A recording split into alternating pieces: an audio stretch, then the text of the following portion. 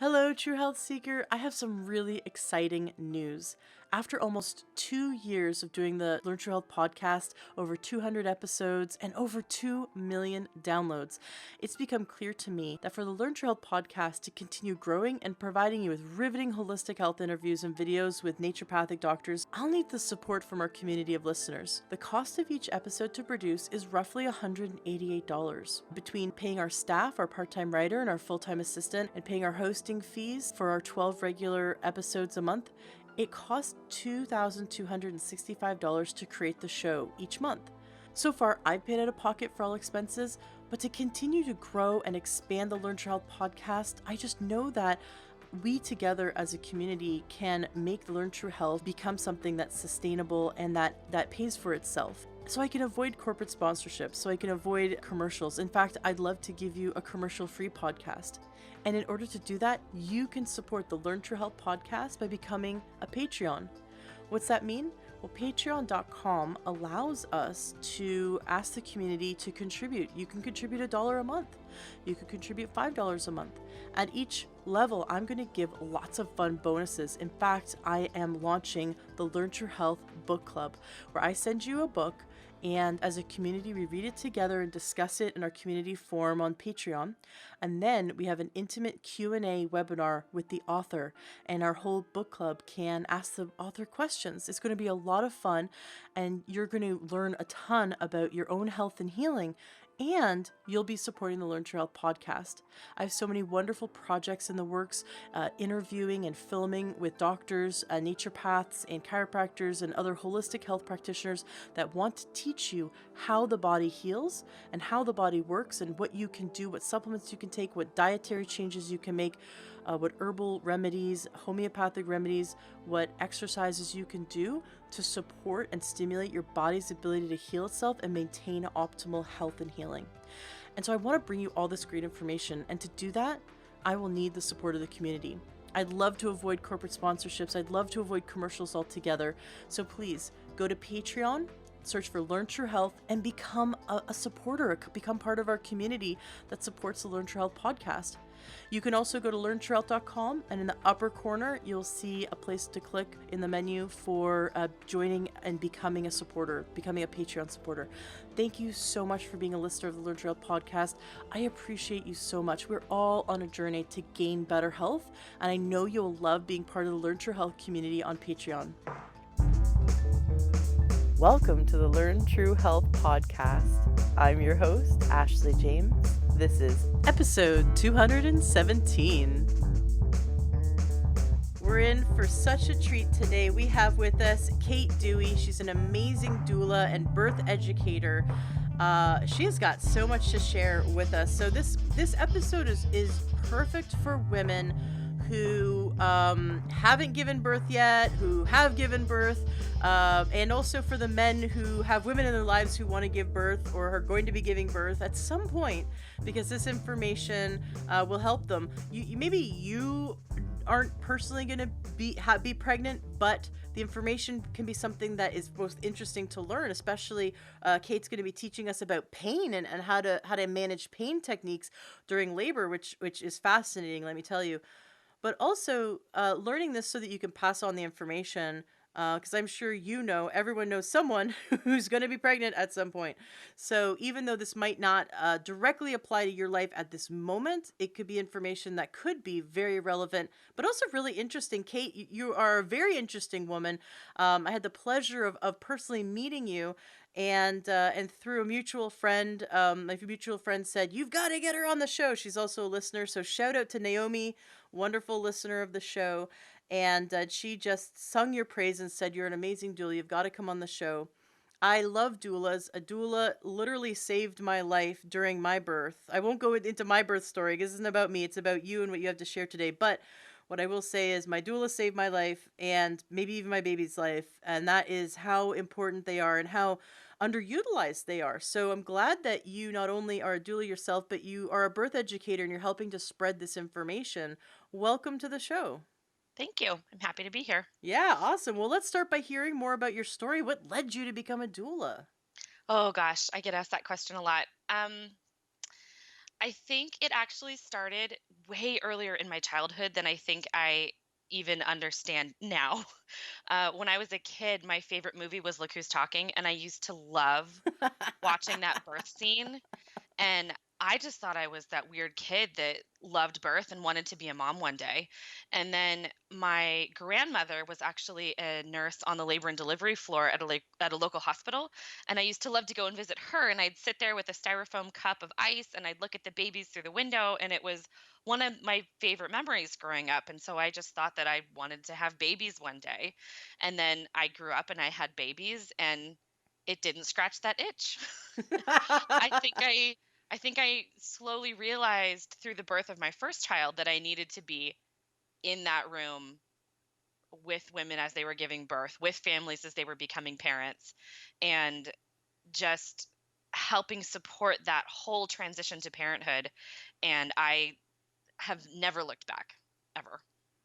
So cool. So for those who have no idea what a doula is, what the heck is a doula? Great question. Doulas are often confused with midwives because they sort of think of us as these hippie, crunchy people who help women have babies out in the middle of the woods. And it's not true. As a birth doula, I support women and families as they give birth to their babies. And that can mean lots of different things. Doulas are present for home births, so people who are planning to have a birth in their living room or their bedroom with the care of a midwife, and people who are planning to have their babies at like an out of hospital birthing center with like the big fancy tubs and the gorgeous beds and the midwives that are staffed there.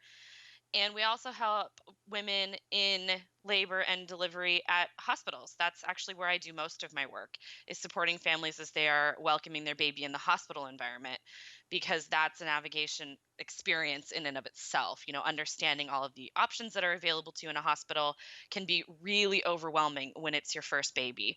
So we end up providing a lot of support, informational support, and then physical and emotional support during the labor process to help ease their pain and just help with the whole picture. Both parents are included in this. We help partners sort of understand that what's happening to the person in labor is normal and it's not to be something that's feared, and that is done in the moment mostly. And then there's also postpartum doulas that help families after they birth their baby, sort of help with breastfeeding support and, you know, helping the mother and partner settle into parenthood, you know, understand what this little baby is telling them it needs, and, you know, learning to communicate with their baby and interpret its signs and baby care and do a little laundry and let the parents take a nap or a shower. All these things that are just so lost in our culture right now that Mm-hmm. we used to do for each other centuries ago, and now my job exists because we just don't do that for each other as much. I had a doula during the birth, like leading up, while I was pregnant Yes. and during the birth, and then my doula actually normally they're kind of like done once the birth's over, but Yeah. I called up my doula and I because I we were having issues with latch and my baby eating. He wasn't Yep. eating for like the first few days. It was like it got scary, and he got jaundice. And so my doula, who didn't live too far away, came over and she brought with her some syringes, Yep. and I already owned some formula as backup. I was, planning on breastfeeding, but I'm kind of like pregnant women get like into nesting, and so we kind of Yes. think about everything we could possibly need, and definitely some backup formula just in case being one of it. I did a lot of research, found an organic formula I was comfortable with, and he wasn't eating, and so she came over and she said, number one rule, baby gets fed. Like, Yep. don't get overwhelmed, because they say, oh, if you give a baby a bottle, it won't latch to the nipple, and it's just all this myths and stuff out there that confuse moms, especially. We're exhausted. I didn't sleep for 5 days. I was in labor for almost 3, Yep. and I was not thinking clearly, but I knew baby needed to get fed. So she came over and she said, you really should get a night doula. I had never heard of this. What is a night doula? Sure enough, we hired one. She took care of the newborn while we got a full 8 hours of sleep, and she cooked breakfast for us in the morning. She did laundry. She cleaned the house. and it was just we got it for a few, got her for a few days, for a few weeks, and she taught us a bunch, and it helped us to completely manage the overwhelming situation we were in. Yes. So I am so grateful for the night doulas, and you're right. We once were a society where we supported each other, where we had our moms and our grandmothers and our aunts and our uncles and our sisters and all of our family members and friends lived in the same place. But now we're so transient as a Yes. society, and my parent-in-laws are in Seattle, but they're a 45-minute drive away. So it's not like they can just drive here every day and pick up the baby for 8 hours and say, okay, go sleep. We're just not. That's not the society we live in anymore, which is No. unfortunate. But this is why doulas are so necessary. Let's talk a bit about what you said. The most popular thing you do, which is as a support system in the hospital, because you complement what already happens in the hospital anyway. Let's talk about that, because people can go into the hospital, give birth, they don't need a doula, but to talk about what the experience of having a doula, how much it increases the outcome. Are there statistics, but like having a Yes. doula increases the outcome, prevents or lowers C-section rates, all that kind of stuff. Let's talk about that. So, yes, absolutely. Doulas, there are statistics. There have been some studies done, and doulas in the birth room, as part of the birth team in any situation, home or hospital, can decrease the overall cesarean rate by 50%. And we can shorten the length of labor by almost 25%. We reduce the risk of needing to be induced, which means lower use of Pitocin. And we also have been shown to reduce the risk of epidural request by up to 60%. So there's a huge, huge benefit to having that dedicated support just for you in the birth room, no matter where you give birth. And in the hospital, especially, we complement the birth team because we're not a medical care provider. We're not equipped to deliver your baby or to offer you medical advice. What we are equipped to do is help you understand what options are available to you and take the extra time to make sure that you understand the options as they're presented. So, the perfect example would be somebody who is in labor and maybe has been in labor for a long time and isn't necessarily progressing at the rate that the hospital deems appropriate. Um, and and by progression, I mean, dilation of the cervix, how close are we to actually seeing this baby come to the outside? And they will come in with a bunch of suggestions. And those suggestions can be anything from breaking your water to starting a Pitocin drip, which is the IV oxytocin hormone that can help strengthen your contractions. And, even so far as someone coming in and saying, you haven't progressed in the last X amount of hours, we'd like to take you to have a cesarean. And doulas can say, let's talk about this. Do you want, as long as everything's healthy, the family will usually opt to have some time to themselves with a doula and maybe with a nurse and maybe with their care provider, but also maybe just alone to make sure that they're not missing any options that aren't out there. What about just taking a break? Because sometimes labor just slows down. Sometimes your uterus gets tired and it just needs a break.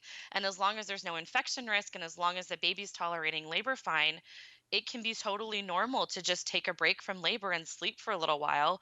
And usually within a couple hours, the contractions will pick up and labor will start going and it'll be stronger than ever because the uterus has gotten that rest. And that's something that a lot of care providers in the hospital don't allow because they are so programmed to see this progression that is taught to them in medical school that labor does this. And if it doesn't do this, it's abnormal. Mm. Yeah, that was something I thought was really interesting. The difference between, for example, a midwife and a doctor in the hospital, like an OBGYN. They're used to looking at the monitors. They're not used to looking Yes. at the patient. And doulas and midwives both look at the mother, Yep. and they see what's going on. And I mean, we've been giving birth for how many thousands and tens of thousands, Since the hundred dawn of thousands? human Yes, since existence. the dawn of human existence, however long that's been.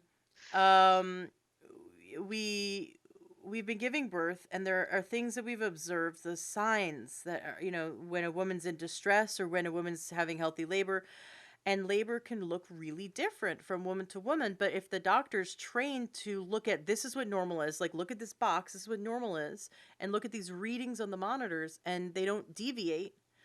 Whereas midwives and doulas see like, okay, the baby's healthy, the mom's healthy. Let's give her some rest. You know, this work labor can look like this, and this, and they all lead to healthy outcomes. Yes. Um, I love that statistic that it decreases C-section by 50%, because if I didn't have my doula at my birth, I would have ended up with a C-section. I know it. Yes. I know that. Um, I really thought the OBGYN would have been more proactive in my labor. She absolutely stood back and just waited and stared at the clock, and the time was ticking, and she was getting to the point where she's like, "Okay, you're up. Let's like wheel you in to get C-sectioned." And if it wasn't for my doula, I would have. And she was able to. She did the that very thing. Had me sleep, and when I woke up a few hours later, boom, ready to go. And it Yep. was amazing. And the OBGYN was not programmed to think that way. But luckily, luckily they were a hospital that was open to working with the doulas. Yes. So that's incredible, because they weren't as open to working with a midwife, but they were more open to working with a doula. So I Yes. thought that was really interesting. Midwives have to have privileges at the hospital. So it's people often think they can have a doctor and a midwife at the same time, but you really can't have both. You have to pick. But the next best thing is to have a doula and a doctor, Yes. or Yes. a doula and a midwife. Yes, those two combinations are perfect. And there are times when a doctor is necessary. There are times when the pregnancy is not going in the direction that is healthy, and we need those obstetricians there to Mhm. offer certain interventions that the midwives can't, or to have a life-saving cesarean delivery, because there's also this misconception that doulas or natural birth providers, support system people, don't support cesarean birth, and that's just not true. I've seen some beautiful cesarean births, and you know births that if we weren't in the hospital at that point in the labor, things would have been very different. So Mhm. I just think it needs to be said that there is definitely a time and a place for Western medicine and birth, and the studies and the research shows that it doesn't necessarily need to be the default, that home birth can be safe if you fit a certain criteria and you are a healthy person giving birth to a healthy baby. It can be Mhm. totally a wonderful option. I read a recent research paper out of the UK which talks about this movement going on in the UK, where the doctors and the midwives don't tell the women to push. They just like let it happen. They leave the woman alone, tell the woman to breathe however they want, and that the baby gets delivered anyway. And they said that Yes. there's less pain, there's less tearing, there's less deformities the child has to go through, less stress. um and if you don't have to like put their feet up in a straddle and tell them to push and tell them to breathe No. and pant and all the movies we saw growing up, you can just Yes.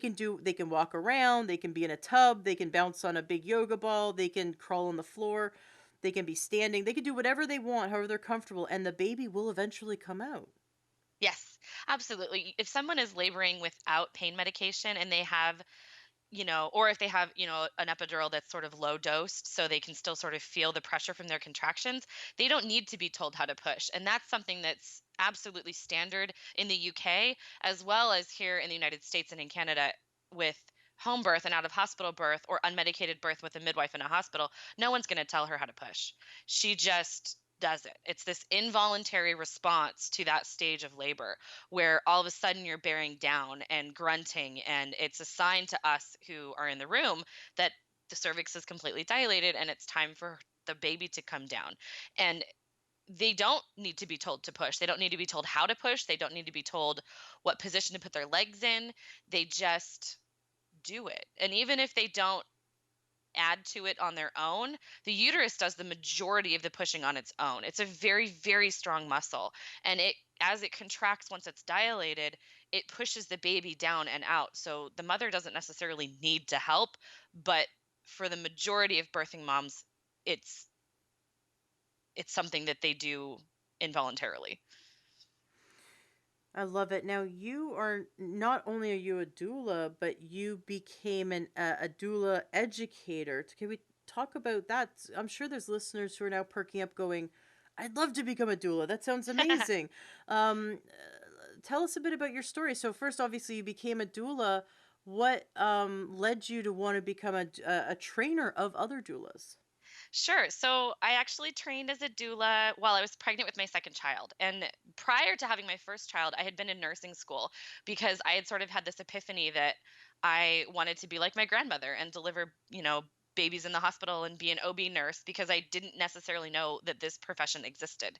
And when I had my first baby and I didn't have a doula and my birth didn't go the way that I had thought it would, I sort of heard about what they were from other people in my birth class, and I was like, well, that kind of sounds cool, but I can't afford it, or I don't want somebody else in my birth room. And then after I had my baby and I was looking back at my birth, I was going, oh my gosh, I wish I had sort of had a pocket-sized version of my childbirth educator Mm. who taught my birth classes there in the birth room with me to tell me all these things that I had learned in class and that I had planned for but forgot when I was in the Mhm. throes of labor. And so I trained as a doula actually with my best friend Morgan, and we trained together while I was pregnant with my second kid. And I took a ton of trainings over that summer. I took a birth doula training, I took a lactation training, and I took a postpartum doula training. And like I said, I've never looked back. It's been a wonderful journey. And I eventually got to the point where this was probably 7 or 8 years into my career, and I was sort of looking into the next steps. What did I want to do next? And I was actually seeing a trend in the birth doula world to be, it's a hard thing to explain, to be sort of business first, client second. Mm. And I was sort of struck by this idea that you can have both. You can have a successful business and support your family and do this work that you love without sacrificing what you're giving to your clients. And so there's this balance that I had seen throughout, the doulas that I know in my community. And I decided that I wanted to train doulas because I loved teaching. And I was, not getting burned out with teaching my childbirth education classes, but I was just sort of itching for that next level of education. So I trained as a birth doula trainer with Birth Arts International, which is an amazing holistic doula training organization.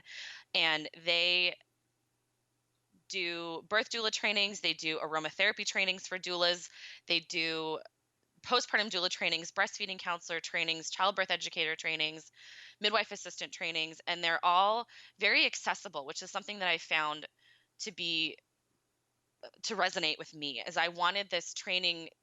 I wanted the organization that I trained with to be something that I could be really proud of. And they are affordable and they have a lifetime certification, which is a little unique in the birth doula certification world because a lot of people think that you need to be continuing this education and making sure that you're absorbing as much knowledge as you can, and that's wonderful. And the theory there with birth arts is that if you're living in a community like I live in Seattle, and there are a ton of doulas, and there are conferences and trainings left and right, and I have so much access to these that, of course, I'm going to do them. And I don't need to track them for continuing education credits or anything like that. I just am going to do them because I want to continue to be a leader in my field. And if you go to the rural parts of the country where there are not a lot of doulas, there's maybe 3 in a 100 square mile radius. Those doulas are not going to have access to those advanced trainings. And those are the areas where we need doulas more than ever. Those are low income communities where the birth outcomes are even worse. And they need doulas and they need them to be certified and trained. And while I would love for these doulas to have access to these advanced trainings, they're just not there yet. So, do you train doulas who are long distance, like over Skype or over the internet? How does that work? So doula trainings are done, my trainings are done in person, but Birth Arts International does have an online certification program. So it's basically like going to online college, and you can get fully certified as a birth doula through Birth Arts, on the internet without having to attend an in-person training. And it's because Demetria Clark, our amazing director, has created this intense online classroom with a textbook that is just gigantic, and it covers everything you would need to know. And there's webinars inside the online classroom and everything that is just way more comprehensive than any other doula training I've ever come across. So I was Mm. really proud to sort of stick my name behind this because I feel like the doulas that are coming out of Birth Arts International are way more equipped. We have more stringent certification requirements. We ask that our doulas attend more births than most of the other organizations do. And they have a ton of introspective assignments that they need to do in order to become certified. And that's something that sets them apart because I'll be honest, this work is emotionally very challenging. You're walking into somebody's birth and you have to be intensely aware of how important that day is for them, Mhm. and there's also going to be other things going on in your life that are going to be percolating in the back of your head. And you have to be able to set all that stuff aside and focus all of your energy on that client in front of you who needs you in their darkest hour of need. And I've been a doula through three of my own baby's births. I have five children. And I also doulaed through a divorce. And that was incredibly hard because I was sitting here looking at these couples who were massively in love as my marriage was falling apart. But Oh, because I had done such a good job of focusing my own energy and sort of, compartmentalizing it and setting it aside, I was able to provide good support for those families and share that joy with them. And as a side piece, I healed myself through this work, and it was incredible. wow. So for people to clearly understand, they could go to you if they were in Seattle Yes. and train with you and become a doula, Yes. or they could go with the organization that you studied with.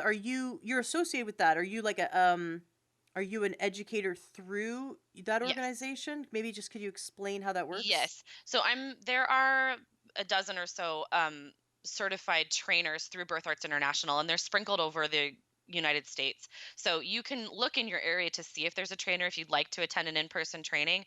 You can also ask for a trainer to come to you, and you can host a training, and we'll send someone out to train in your area if you want an in-person training. But if you are just limited in either your access to an in-person training or your time commitment for that for an entire weekend, then you can do the training through Birth Arts International online. Very cool. And you said it was there's a lot of credentials that need to be fulfilled in order to become certified. How long is the online training? So the online training is sort of self-paced, and we recommend that you take no longer than 2 months or 2 years to do it. But most people can get it done in about 6 to 8 months. And then how many births do they have to attend and assist in? They have to attend five. And is once you attend five births, man, you Yeah, you learn a lot. you learn a lot. What I was so interested in is the positions you could help a woman while like when they're at 5 centimeters, there's something different than when they're at seven or when they're at Yes. three. Like there's these different stages, and there are different positions that aid at each stage, and that you know them. Or if she says, okay, now I've got low back pain, or okay, now I've got upper back pain, or okay, I've got, this is what's going on, that you know all these different positions for them to get into, or exercises for them to do, or that will provide a relief. Yes, we sort of look at where the baby is in the pelvis, not just dilation, but how far into the pelvis has the baby descended, because that will tell us different things about what's going to happen next in her labor. Where is she going to, what's going to be coming next in terms of pain and intensity, and how much pressure is she going to feel as that baby comes down.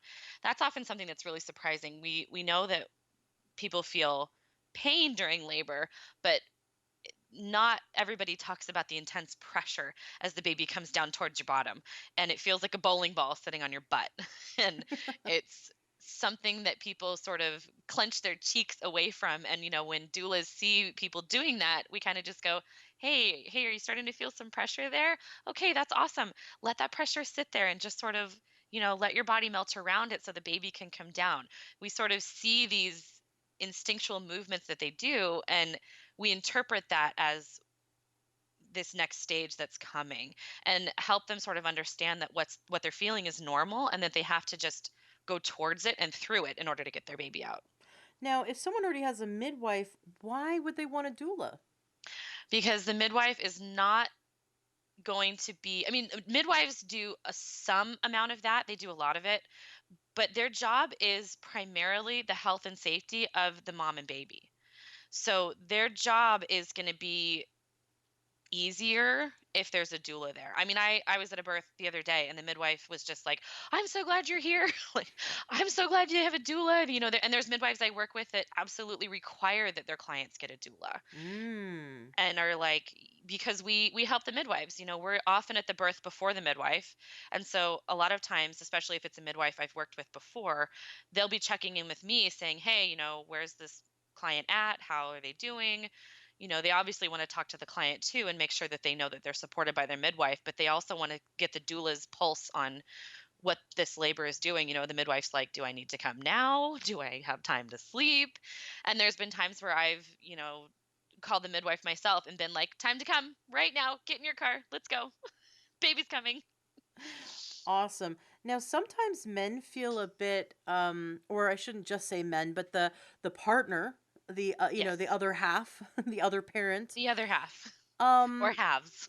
right. Yeah. Actually, that was interesting in my birthing. Did my birth education class with Penny Simkin Awesome. in Seattle, which was amazing. And I had never seen this before. I'm sure it happens, but there was a three people involved in a couple relationship, Yes. and Poly I was like, couples. yeah, poly couples. I've heard of them, never seen them. They were wonderful people. And yeah, so the other parents or parent involved, I've heard this that they could feel like a conflict. Like, hey, Yes. what's my job? If you're there to hold my wife's hand, what am I supposed to do? You know, and Yes. a few years ago, like 50 years ago or more, there was this period in our life where men weren't allowed in the birthing room, where it was like a women only sacred thing. But now with modern day, we want our partner to be there, and they should be there. They should be the first person to catch the baby. They should, fathers and the other parent is as important as the mom. And Yes. I'm a believer in equal parenting. My husband has changed more as much diapers, if not more, than me. And that's just the way it is, because we want a child to be raised by as many loving people as possible. Yes. So the partner sometimes feels like, well, the doula is going to take my spot, or going to take Yes. over what my role. And so how do you address that? So that gets brought up a lot, actually, especially when we're meeting with new clients. And we,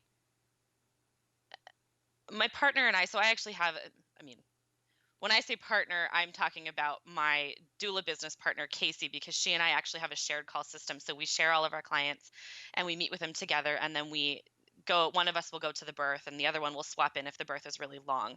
And she and I, when we meet with our clients, we are quick to make sure that the partner understands that they are not going to be brushed aside at all, because our job is to foster the birth of this family, not just the baby, but the birth of the family unit that's coming out. Even if it's your seventh kid, it's going to be a new family being born that day as a family of 9 or 10 or how many people are in that family. And it's one of the things we use to describe it is sort of comparing the roles in the birth room, because women in labor, people in labor, need two things. They need loving support and they need informational support. And the loving support comes best from their partners who are there. And the partner in the birth room can be anybody. It can be their spouse, it can be their mother, it can be their sister or their best friend. I've seen partner as defined by so many different things, but they will always have somebody there as like their person. And that person is the one that's going to tell them, "You're so strong, you're so brave, I love you so much, you're doing wonderful." And that kind of stuff kind of sounds a little awkward coming from the doula that you've only known for 4 months. Like, I can't really look at these people and be like, "I love you, thank you for giving birth to this baby for our family." It doesn't sound the same. And at the same time, what they need to hear from their doula is, You're so close. You can keep going. I know this hurts. I've been in your shoes before. I know you can keep going. This is what's going to happen next, or this what is what might happen next. And if a partner who's never attended a birth before looks at them and says, "You're so close, baby's almost here." That client's going to look at him and go, "How do you know?" Like, you don't know this. And so they get confidence and informational support from their doula, and they absolutely still need more than ever that loving anchor in the room that holds them there. And I've seen births where the partners don't say a word. And in fact, my birth plan for my last baby, my husband's role, and I wrote it in my birth plan for our home birth. I said, I just need Matthew in my space. He doesn't need to talk. He can even be asleep. I just need him like in my proximity with my head like near his. I just needed him as the anchor to ground me to what I was doing. And Mm. I don't actually know if he said anything during our labor. Now that I'm thinking back, he might have just been super quiet. But he was wonderful because he did exactly what I needed. He was there and he delivered our son in the water in our bedroom. And it was incredible because he got to have this connection with this process that often does, like you said, leave men out. It leaves partners out. I've also had people who were giving their baby up for adoption, or people who are giving birth to a baby that is a surrogate child for someone else. And the parents of the baby help deliver the baby, and it helps connect them to that experience that they didn't get to connect to as a pregnant person carrying the baby. And that can be so incredible to just open up this birth space to anyone who is allowed to be there by the birthing family, I will say, because there's often people who want to be there who really don't need to be there. Right? That is so beautiful. The thought that someone who is either giving their child up for adoption and they've already picked the parents, or a surrogate, has the parents have that level of emotional connection right the moment the baby is born, is so beautiful, and also must be also healing for the mother who's carried this child and is now handing this child over to the parents who will raise the child. Yes. Because it's so healing for her to know that this life is going to be cared for by these people who are part of that process. I'm like crying right now. It's so it's so It beautiful. is. That's It's an absolutely beautiful thing to witness. It makes my job just I'm awestruck every time I go to a birth and I see this miracle. I mean, it sounds so trivial because we say it all the time that birth is a miracle, but it just is. It's so incredible. And to be able to be in that room and to be asked to be in that space and share that day with this family is just it's incredible. now you're also there to support the partner, to support the dad. Are there times when you've had to hold their hand and like reassure them, or have the men, have the husbands said, "I'm really glad we had this doula. It really made a Oh difference for yes. me." It's interesting, we joke that oftentimes partners are our biggest skeptic because, in the beginning, like when they're getting ready to have the baby, they're our biggest skeptic, but leaving the birth, they are our biggest advocate because we help them connect with this experience that might be fearful for them because they Mm, don't have, especially male partners, they don't have this history throughout their life of being present for this experience. They weren't raised thinking they were going to be attending a birth one day. Not the majority of them, some of them were. But a lot of them really just don't have this anthropological connection to being in the birth room. And they need to be supported. They need to be told, "Hey, it's okay for you to go pee right now. Like, you can step out for a minute. I've got her. It's okay." And to be told, "You haven't eaten in 10 hours. I think you should probably take a bite of something before we start pushing because I'm going to need you on that leg." that's awesome. Very cool. So you're looking out for the both parents at the same Yes, time. absolutely. Yeah. Absolutely. Neat. What's your favorite thing to teach pregnant women when they come to you for childbirth education?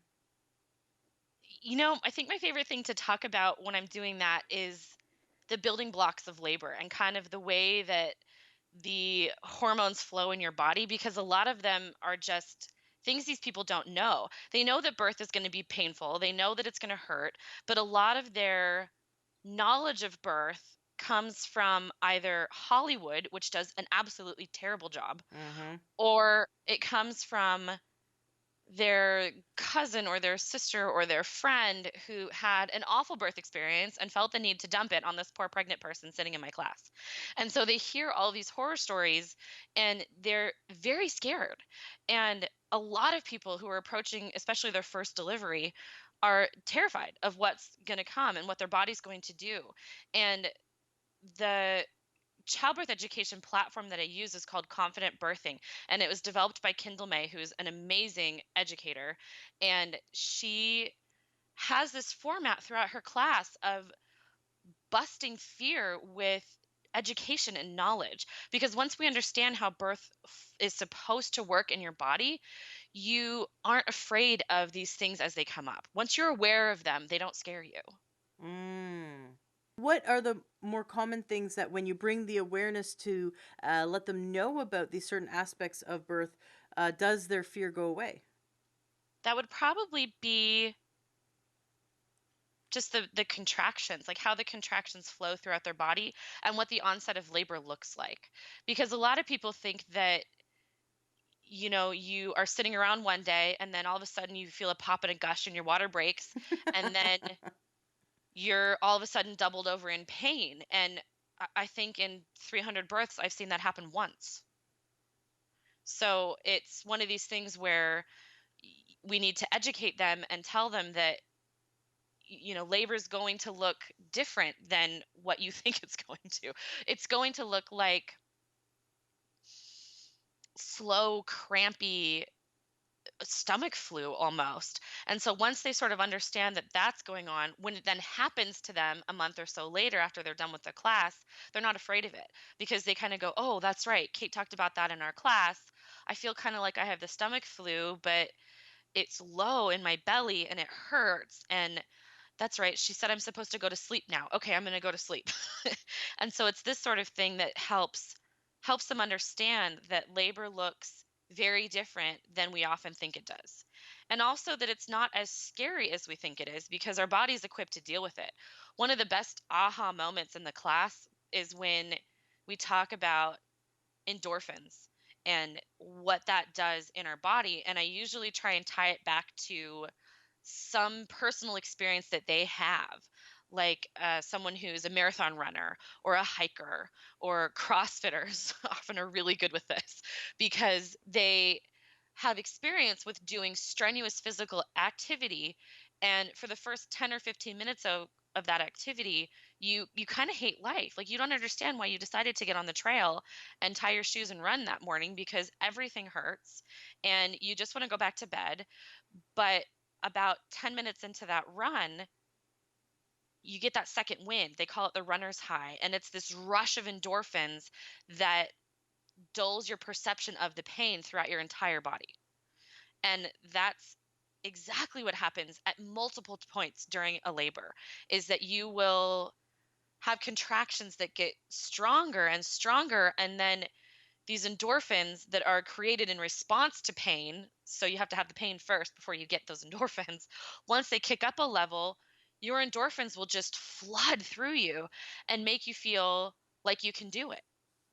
And then the best part is at the end when there's no more baby inside of you and no more contractions inside of you and you still have all these endorphins and you just feel high as a kite, and it's the best, most natural high that you really can't duplicate at any other time in your life.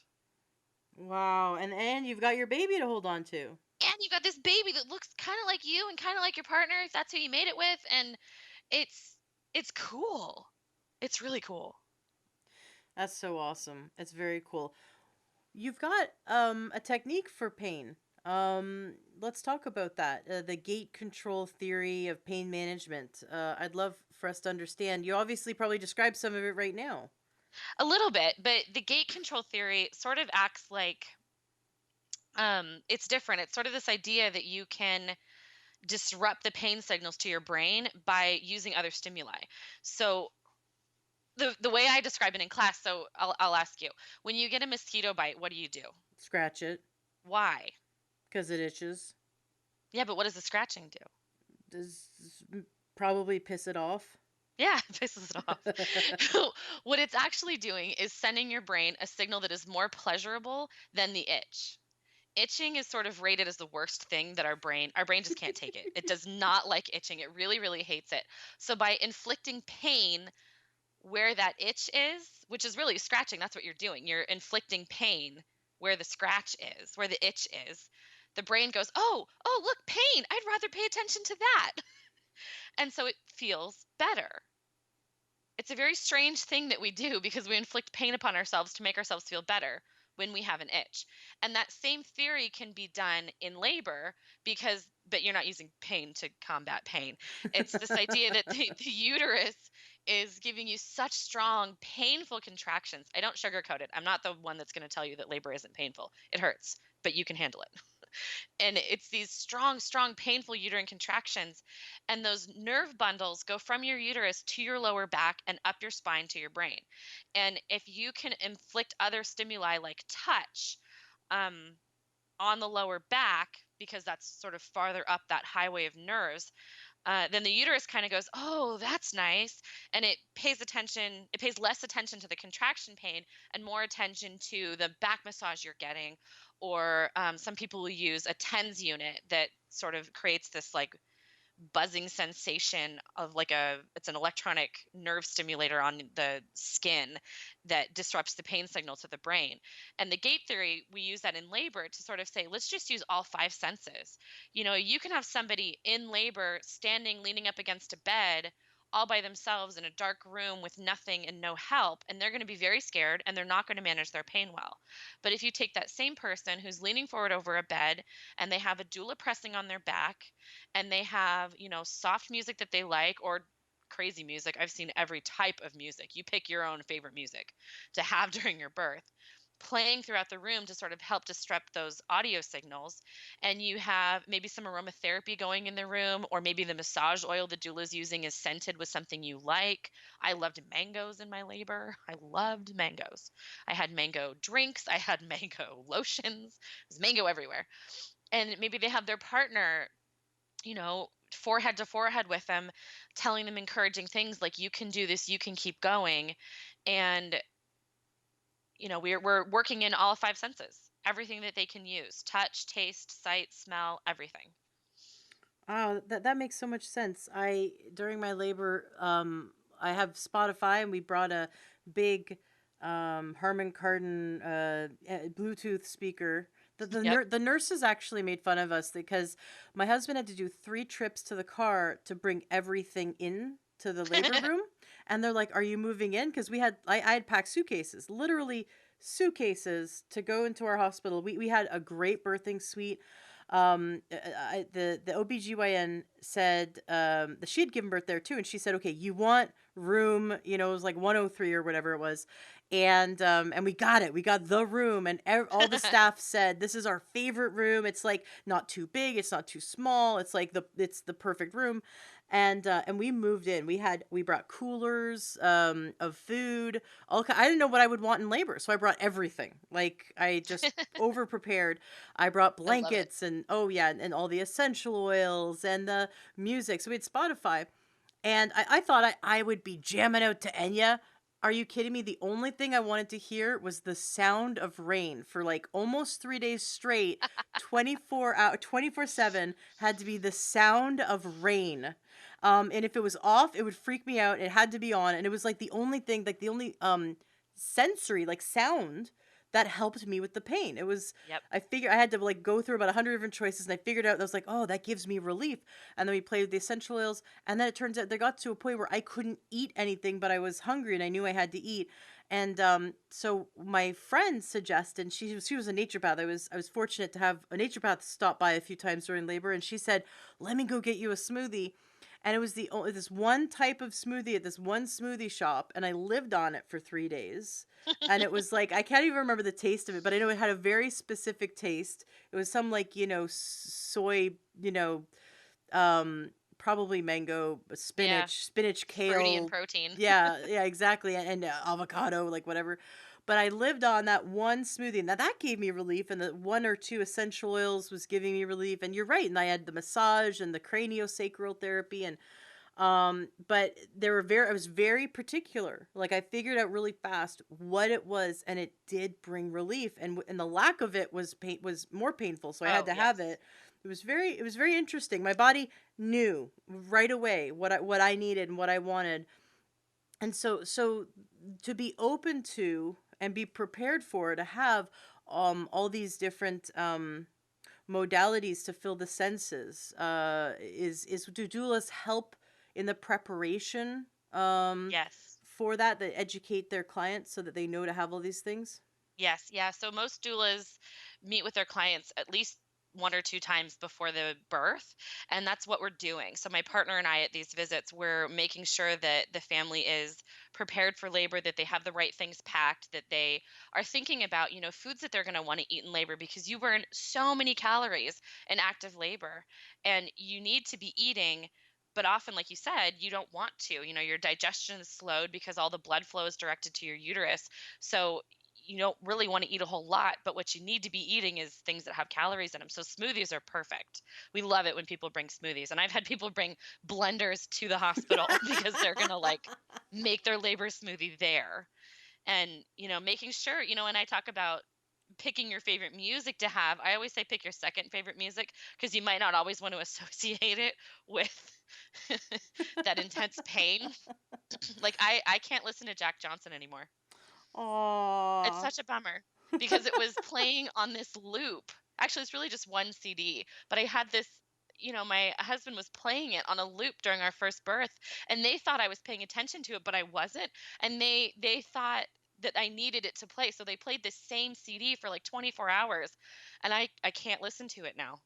Oh my gosh, that's too funny. Well, you could listen to Ben Harper. He's very similar to Jack That's true. I Johnson. do. I love Ben Harper. I saw him. And I can listen to the other Jack Johnson. I just can't listen to that one One CD. CD.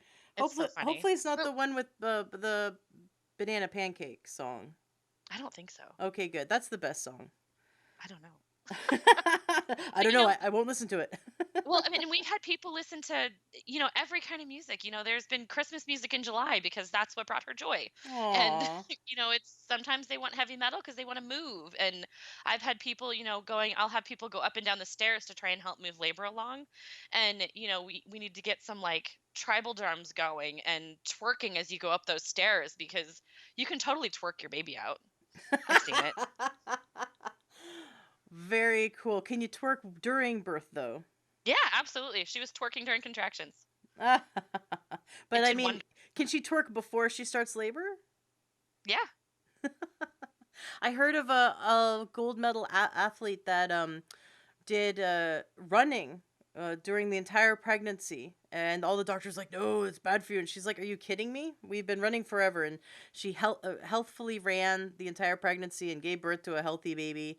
Yep. I love busting those myths because men, somewhere around the birth of allopathic medicine, about 150 years ago, men stuck their noses into birthing. Before that, Yes. it was grandmas and aunts and moms were the ones that gave birth with with the midwife, or like the village midwife, and all this knowledge was passed down. And then all of a sudden allopathic medicine comes around, and we're supposed to, through marketing, we're supposed to now give birth in a hospital in a sterile environment. And they actually did, well, you probably know this, maybe you could tell us a bit about the smear campaigns, the slander campaigns that the AMA did against doulas and midwives 100 years ago to convince Yes. people to birth in a hospital instead of birth at home. Yes, they absolutely sort of ran this traditional wisdom to the ground. And, midwives were made to be witches and they were, locked up and told they couldn't practice and people still came to them. People still and throughout time, like midwives, it's the one profession that's been around longer than almost anything else I think of because as long as we've been around, there have been people to help other people give birth and those have been that's where the name developed. Midwife means with women, means in birth. um I don't know much about the actual smear campaign though. I'm sitting here going, I It's interesting. You can see, if you Google it and get into it, you can actually see the articles that were in the newspapers where they have a oh picture of a witch. I mean, it's all yes, black and white, right? But yeah, I they have they seen would those. publish these pictures of witches with like, the hairy nose with the like warts on their nose, and like Right. it looks like the witch from Snow White, back in the 1930s. And these advertisements that the medical associations put out, because and the hospitals put out, so that they could scare people to give birth into the hospital so they could make more money. Well, They and I will say that does still happen. There are still, I mean, there are wonderful obstetricians out there, and I work with a lot of them who absolutely believe in home birth. And there was actually a documentary put out called Why Not Home? And it's about OBs and labor nurses who chose to give birth at home because they believed that birth was safe. But there's also still this very large camp of obstetricians and nurses who firmly believe that home birth is not safe. And it's just simply that the science just isn't there. Or the statistics aren't there either. Like the research shows that home birth in a healthy pregnancy with a healthy baby is just as safe, if not safer, than birthing in a hospital because you have less intervention. Mm-hmm. And less infection, Yes, right? less infection. Why would you go to that was that comedian who said, I forget which one it was, who says, why would I take my wife to the hospital where sick people congregate? It's like, that's a good point. Right. It's It's where all like, the germs live. once you've given birth to a newborn, you don't take your newborn somewhere where there's a bunch of germs. You don't hand your newborn off to people who are sick. So why would you take your wife who's in labor, knowing you're gonna have a newborn in that environment? If it's safe to do a home birth, or in a birthing center where it's probably more sterile than a hospital, but they touted the hospital as a more sterile environment than the home. And men who for many years had no conception of what birth pain is, and what natural birth should look like, came in with their gas, and they would put the women out completely, knock them out for days, and Yep. actually tie the women up, put bags over their heads, Yes. just Twilight sleep. but yeah, barbaric. It's incredibly barbaric what the hospital industry's done for the last 100 years to women, treated pregnancy like a disease. And so Yes. now, coming back, we're finally coming in. I feel like it's the age of enlightening, like the age of light, and we see this golden light dawning from the sunrise, and out comes the doula to help us, and enlighten us and bring us into this age of enlightenment where women can feel proud of being pregnant and proud of giving birth, instead of feeling like there's something wrong with them. Yes. Yeah, we often say, midwives and doulas look at the birthing person as not broken. It's this idea that they're not broken until they show us that they're broken and we need to intervene. Whereas the some of the hospital more allopathic providers will look at them as a problem that needs to be solved. And labor is broken and they need to medicate the pain away because pain is bad. And it's like, no, actually this pain is good. Pain in labor is a good pain. It's a pain that is inflicted, it's the only pain that's inflicted upon us by our bodies to show us that something is going well. It's a Mm. muscular contraction pain that is telling us you're going to have a baby now. You need to get into, mom mode and get ready to give birth. And it's labor pain is so different than any other pain that we experience. That's the thing that I just am always awestruck by because if you break your arm, so you fall off a ladder and you break your arm, you're not prepared for that. You don't know that it's coming. And so you're just instantly trying to cope with this thing that you weren't prepared for. And there was no ramping up process. There was this no day of early labor getting you ready to break your arm. And there's no break in it. Labor pain is intermittent. That's one of the things we love about it is that there's a minute and a half of pain, and then 2 to 3 minutes of nothing. You're tired and you're a little sore from the contraction, but you can go to sleep. You can walk around. You can eat a snack and talk to your partner and then get yourself ready to have another minute and a half of pain. And that intermittent labor pain is why we're able to cope with this so well because you can do anything for a minute. Or isn't that what's the Kimmy Schmidt, that unbreakable Kimmy Schmidt, she's turning the crank in that underground cell going, you can do anything for a minute with this chipper little face on. It's like we use that analogy or that scene in labor a lot to sort of tell people, be like Kimmy Schmidt, you can do anything for a minute. And people who do CrossFit do the same thing too. They use that mantra, I can do anything for a minute.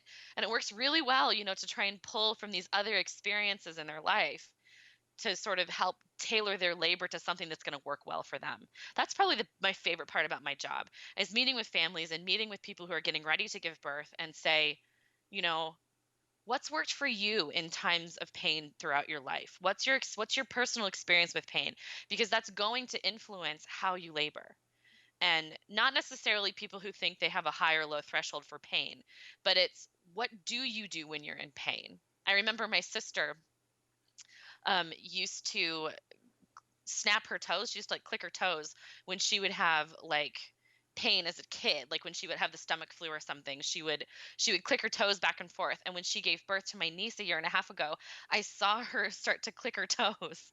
And I was just connected back to my own childhood, watching my sister, be sick on the couch and, you know, click her toes. And I just kind of went, oh, she hurts right now, she's clicking her toes.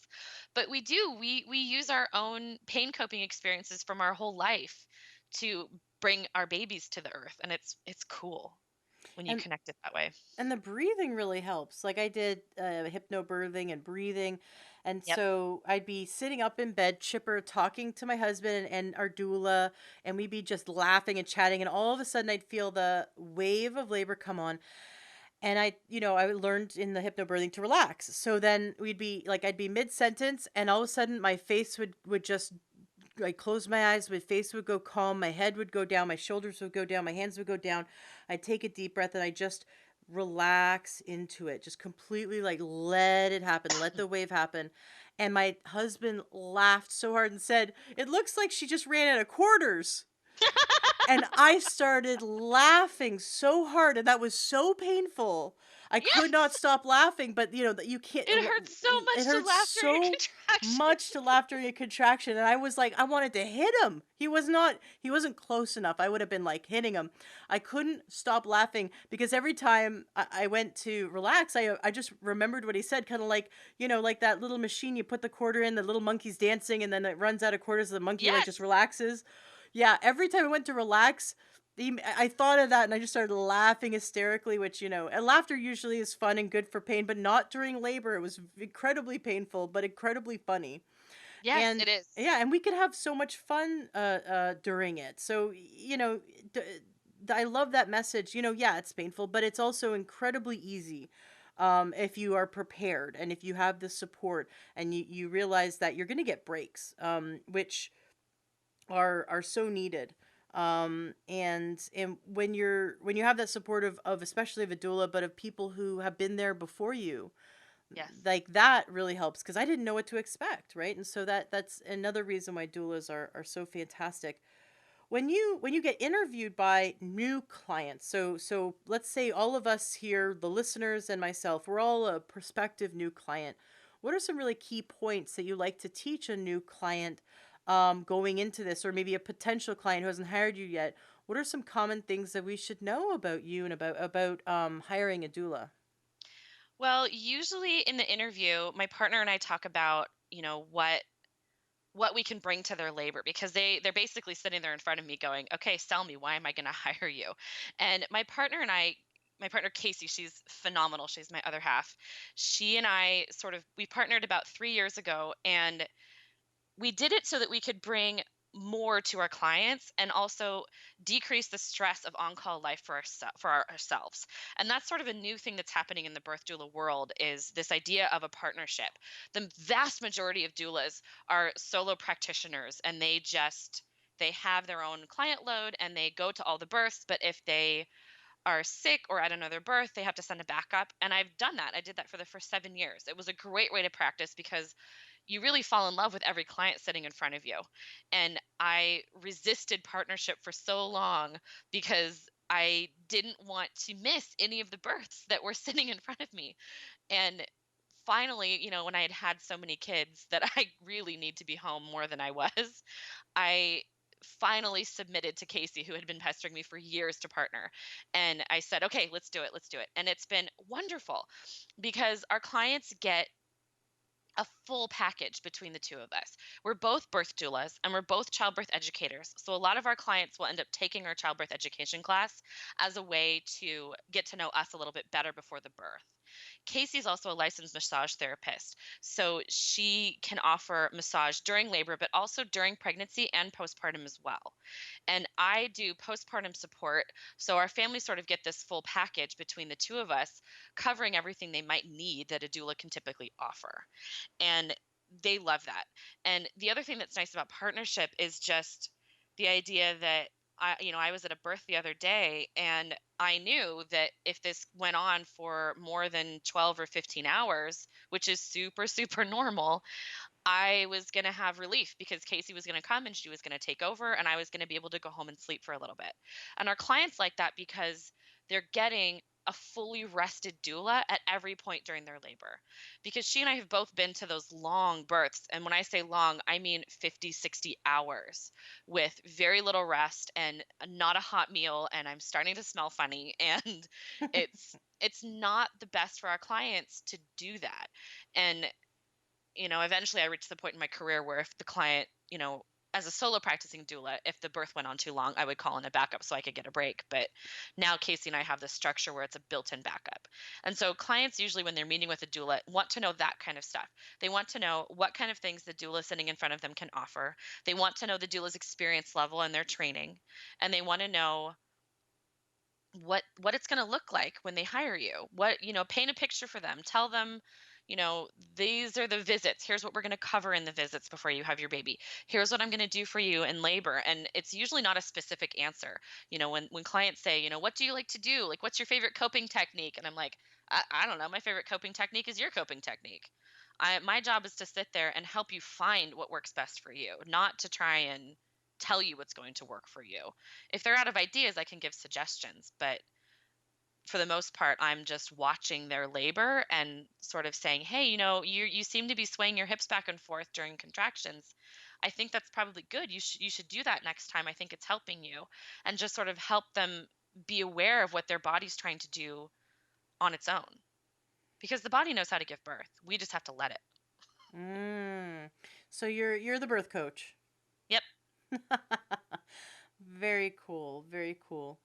Um, what else would you love for the listener to know about doulas or childbirth education or about Birth Arts International, or about your services? Is there anything that you really want the listeners to know? Gosh, I feel like we've covered so much. I feel like there's probably people sitting here hopefully learning things they didn't know before we started. And just I think that I would not necessarily want to share more information, but just make sure that if you're listening to this and you're getting ready to have a baby and you're scared, find a doula and educate yourself. Make sure you know that what's going to happen to your body is normal and that there are things in place if it isn't normal. But for the most part, everything you feel is going to be something you can handle. So, are doulas trained to be able to detect the early warning signs of maybe when labor isn't safe or maybe when the baby's in distress? I know that's more like the midwife definitely knows that. The doctors should know that.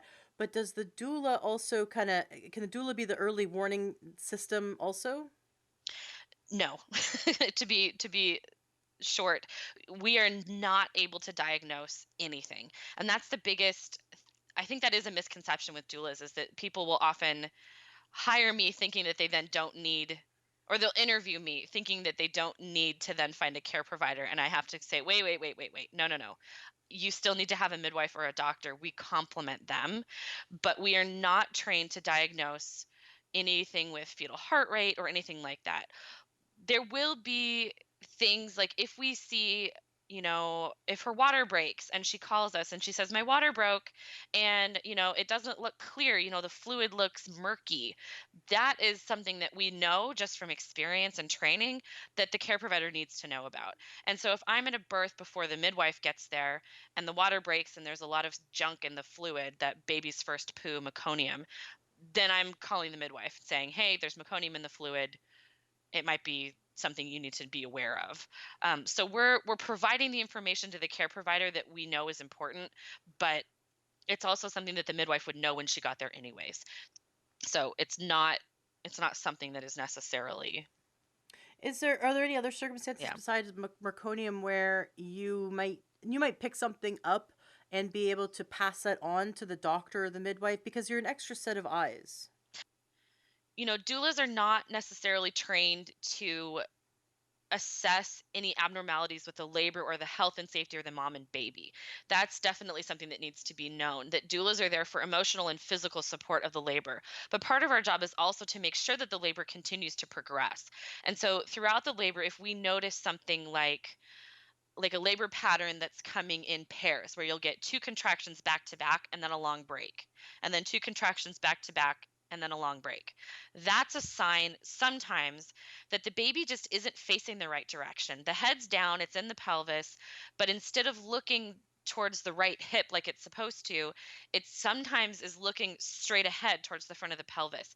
And that's going to make for a sometimes a trickier fit through the pelvis, sometimes a longer labor, sometimes more painful labor in the back and the lower sacrum area. And so, if we see something like that with the labor pattern, we will suggest positions for the person to get into to help their baby rotate in the pelvis so that they're coming down in a way that is going to be more efficient and less effort. And that's probably the biggest way that doulas can shorten the length of labor is by helping to get the baby through the pelvis and help the labor to progress while also making sure that the person in labor is coping well and not totally panicked.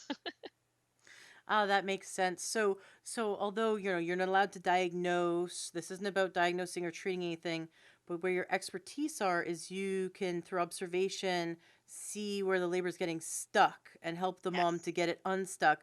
So there's positions you can help her in that would help the baby to move into the right position because there's ways you can like they could for example squat on a little stool and that opens up the hips or Yep. there's all these kinds of fun things you guys know that help the baby to move into the right position. So you're not diagnosing, but you're allowed to look and observe and see where things are getting stuck in labor and how you can help the labor become the least painful, the most progressive, and the healthiest possible. Yes, exactly. Very cool. Well, I think everyone should have a doula then. I don't understand why hospitals don't have them included in the hospital. Why is that? Some of them do actually. Some of them are starting to offer hospital-based doula programs, and they have staff doulas who can be assigned to that person when they go into labor or during their pregnancy. And some hospital, like there's a birthing center down in Tacoma that is doing that now too, where when you check into the birthing center to have your baby, you're getting the midwife on call and you're getting the nurse on call and you're also getting the doula on call. The difference between those programs and independent doulas is that we usually there to cover the whole picture. So we cover pregnancy and we're meeting with them before their baby's born and providing this support that they're familiar with before they go into labor. Mm.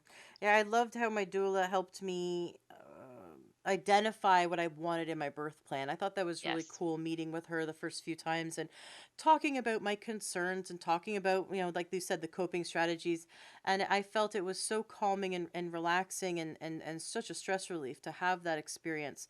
I'm really glad you could be here today to share with the listeners who are going to who are going to participate in a birth, either their own or friends or pass this information on because if every birth had a doula, we would all have even healthier births. And so I Yes. think it's so important. Um, when did now the need for doula really arose out of the huge cultural shift that's taken place over the last 50 years?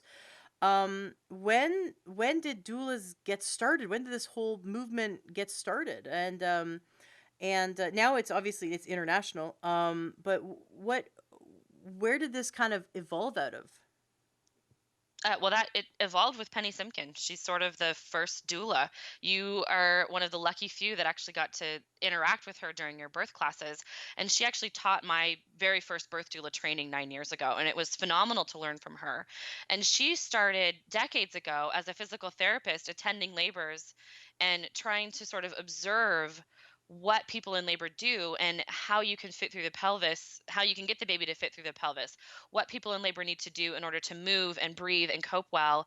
And she just started training people, and it was informal at first, and then all of these organizations started cropping up to train doulas. And it's like you said, it was very grassroots that it evolved from this lack of support, as we became more distanced from our previous generations that had given birth. And as we started to reflect back on how those generations gave birth, you spoke a little bit of the twilight birth and the women who were restrained and medicated during their labor in the early 1900s.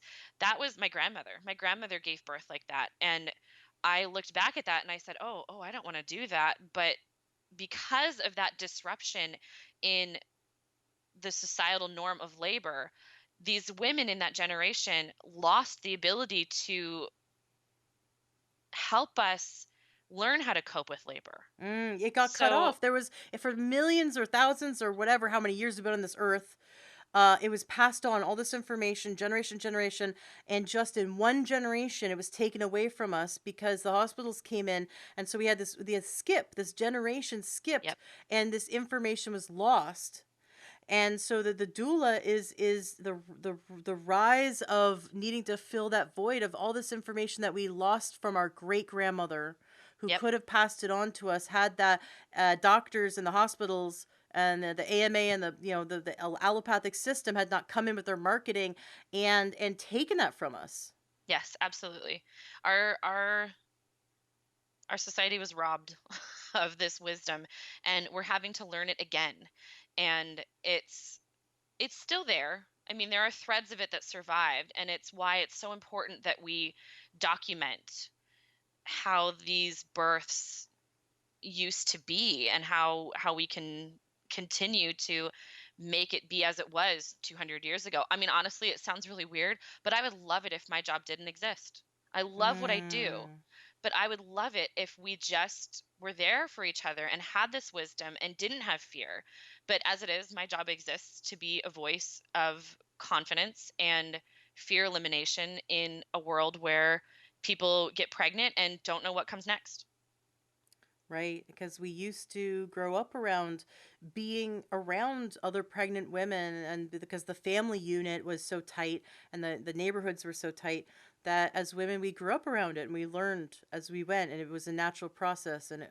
So it's sad, but also so joyous that you are here, because as doulas, that you are here. And I love Penny Simpkin's story that it put doulaism, doulai, that they arose out of a physical therapy background, because that Yes. makes so much sense. Understanding the pelvis, understanding the movements, the positions, the stretches, everything that could aid in that healthy delivery. I first learned about Penny through uh, a documentary, Orgasmic Birth, or Orgasmic Birthing, Yes. or Orgasmic Birth. Wonderful documentary. I highly recommend all pregnant women and their partner. I got my husband to watch it too. I mean, the word orgasm got him excited. He's like, "Oh, orgasm! Okay, I'll watch this Right. documentary." He loves documentaries more than I do, believe it or not. He actually is the one that wants to, at any point in time, he's like, "Let's watch a documentary." When I want to like watch something stupid like a comedy, Yep. but it was so cool. It was really cool, and she was in it, and she's a really interesting documentary. It really melted away a lot of my fear, and got me excited about learning more as I progressed in my pregnancy. But I highly recommend all women watch it, because it allows for them to see this world where women enjoy all aspects of their birth. Yes. Yep. So very, very cool. Have you ever had in your 300 plus births, have you ever had women who just were elated the entire time? Yes and no. I wouldn't say that I've ever seen anybody actually climax during their labor.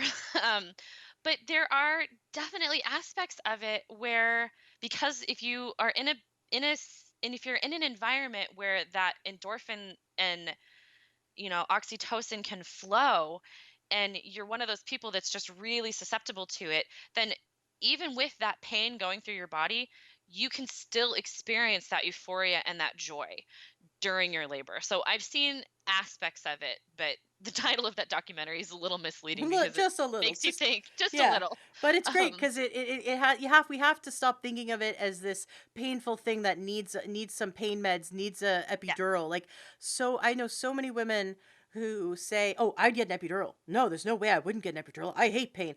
And without even learning about birth, without even learning about, because the epidural robs you of the ability to move and the Yes. ability to feel and experience, and you're just lying there and you depend on other people to roll you over like you're a whale, a beached Yeah. whale. Like, it's just, come on.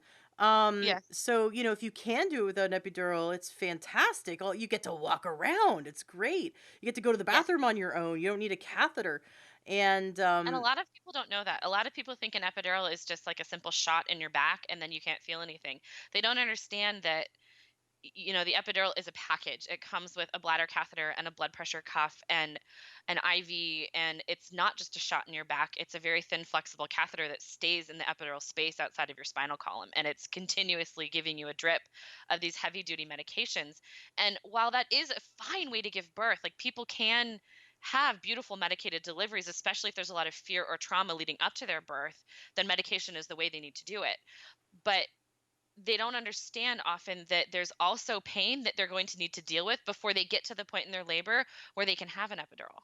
And mhm. so a lot of them still need this knowledge because the pain is inevitable. You can't have a pain-free birth of a baby. It just doesn't exist. Yes, has pain, but the pain isn't like you're gonna die. It's not like you got hit by a car. I mean, it's totally manageable. I think women need to know that, and it's temporary.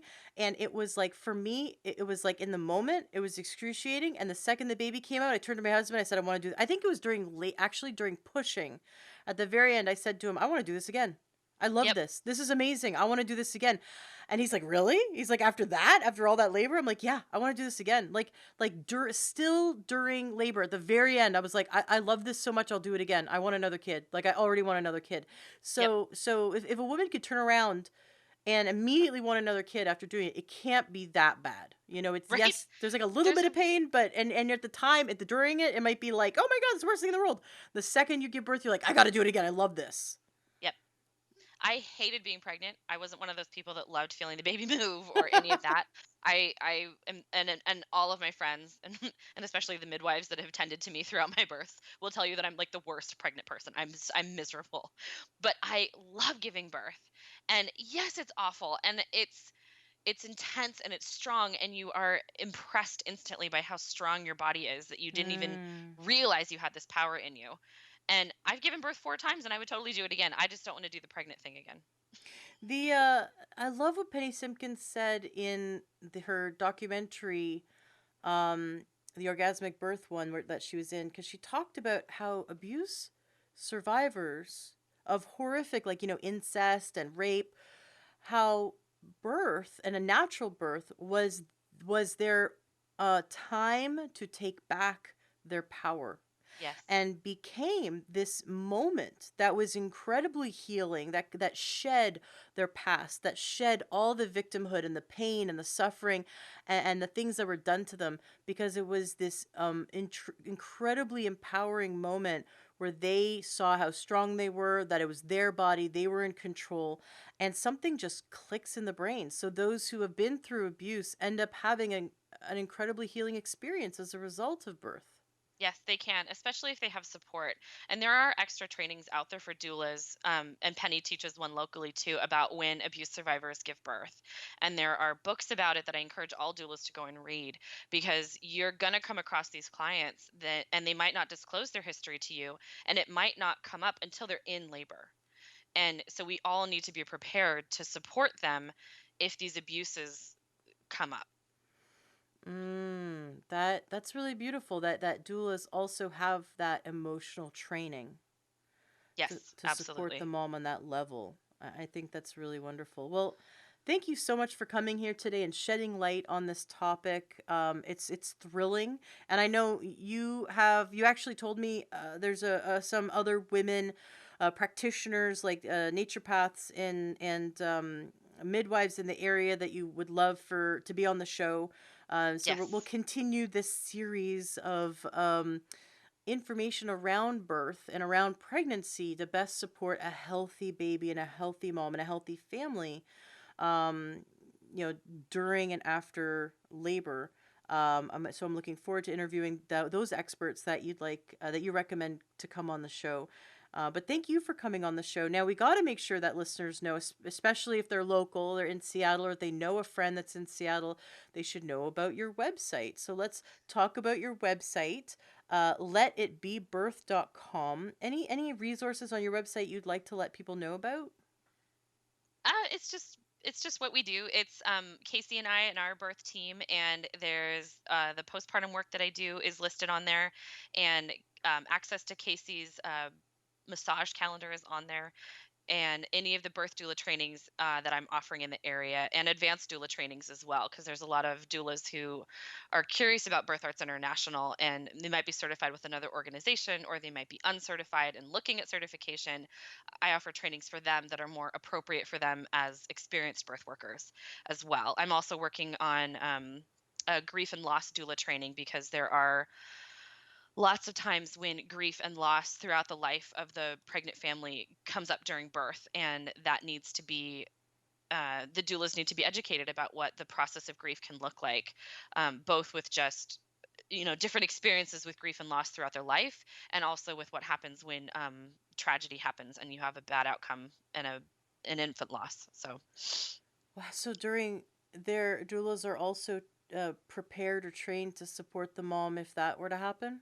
absolutely, yes. There's doulas for all aspects of pregnancy. There's doulas for miscarriages. There's doulas for abortions. There's doulas for, I mean, as a doula, you have to just understand that this work might not always end in a healthy live baby. So doulas need to be prepared for the fact that an unexpected stillbirth might happen. And so these trainings are absolutely vital to people who are doing this work. Oh, you got me crying again. I mean, you guys, I mean, I lost my mom when I was in my early 20s, and really doulas like can be that mom that we don't have with us, or that Yes. grandma that we don't have with us. And having the grief training would have been especially helpful for someone like you, because when you're giving birth to your baby without your mother in your life anymore, that's going to have a whole different set of complications and emotional challenges for you as the birthing mother, trying to become a mother without your mother there to help you. So I'm so sorry. Oh, well, I mean, I'm using this as an example. Thank you, but I'm using this as an example of how beautiful the doula work is, Yes. because you can step in and you can be, I mean, obviously not a replacement for my mom or someone's mom, but No, but my mom in heaven would look down and go, I'm so happy that this doula is holding my daughter's hand. And so you can be that wonderful woman in the community that steps in and helps the mom along the way, as she is as she might have a loss. Maybe her partner isn't there. Maybe her parents aren't there. Um, yep. Maybe she's been through abuse. So you've got, or maybe the like you said, maybe it's not going to be a healthy. Some women go into birth being told that the baby isn't going to make it, and they decide to carry to term anyway. I Yes. have a friend that she met her child for about 4 minutes before it passed away, and she doesn't believe in in having an abortion, and so she had to see her wonderful baby for a few minutes, and it's sad, but she brought that life into this world and gave it the life that it was destined to have at this time, and so yeah, that this happens, and we've kind of I don't want to say demonized, but we've swept it under the rug. How many women have miscarriages? Miscarriages are so common, and yet One in four. the taboo that we don't talk about. Just like in the 90s when Oprah said, "Let's talk about menopause." That was Yes. a revolutionary thunderclap heard around the world. Menopause was a word only whispered in closets without the Yep. lights on. Like no one talked about it. And then we finally like let's open up this conversation, and now it's like, yeah, we need to talk about and support the women who have lost their child, like through either a birth that didn't the labor that didn't end in a healthy baby, or a miscarriage. But these are painful experiences for the mom, or maybe the mom's had miscarriages, now she's carrying to term, Yes.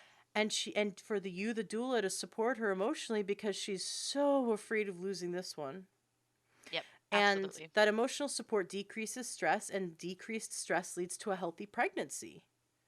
right? Yep. So Absolutely. I'm just seeing the connection as to how vitally important doulas are, and I'm thankful that you came here today, and I hope that the listeners walked away enlightened and excited to hire a doula or to tell their friend to go hire a doula. So, Yay. yay! So thank you, and for those listeners who are near the Seattle area or have friends in the Seattle area, letitbebirth.com. Great information on there about all the resources and the services, including placental capsulation, which I know Naomi does. Do Yes. you guys do your own, or do you have Naomi do it? Naomi does all of ours. She's phenomenal. And I that's, love yeah, it. I told Naomi she's got to be on the show, and so she I does. will bug her and bug her and bug her until she gets on the show, because she's got some wonderful stuff to share. But placental encapsulation is like this really weird topic to talk about. It's totally out there, and yet it's so cool because It's so it's cool. so cool. It is really cool.